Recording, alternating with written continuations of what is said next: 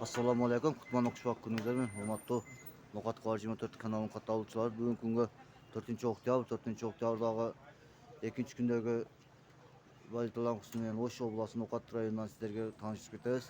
Like, baş, komentar yazıp koyunuzlar. Hazır biz birinci Bakay Bank'a gelip Bakay Bank'ta kuşlarkan çeken sol yerden alıp veririz. Bizden alırsanızlar like, baş, komentar yazıp koyunuzlar.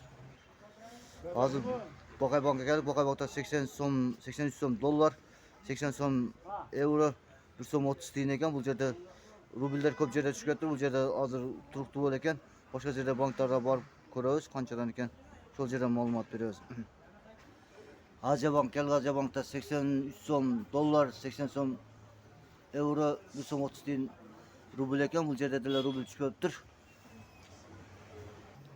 Köpten beri Bayçı Bank'ta tasarıyla gerek. Bayçı Bank'ta 82 son dolar, 80 son euro, bir son 30 tiyin eken. Rubl bu yerde de rubl turuktu eken.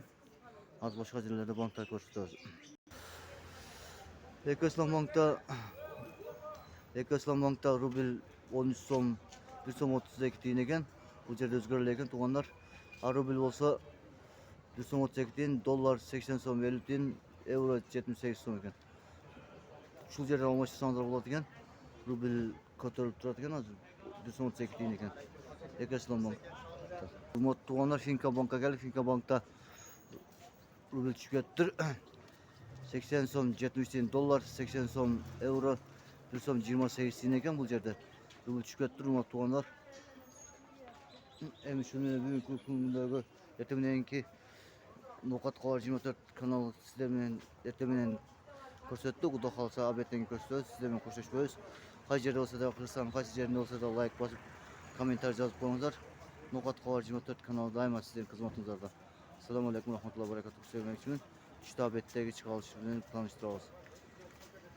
Hurmatli tuğanlar, ko'ngillar cho'ktirganlar. Nokat shahrida kurs bugun biraz şükrettir. Xudoga ko'tariladi degan umiddamiz. Qaysi yerda bo'lsangizlar tinch bo'lib, like bosib, komentar yozib qo'yinglar. Nokat Kıvar 24 kanalı sizlar bilan qo'shilib qo'ydi. Abetgacha endi qo'shishamiz. Assalomu alaykum demoqchiman.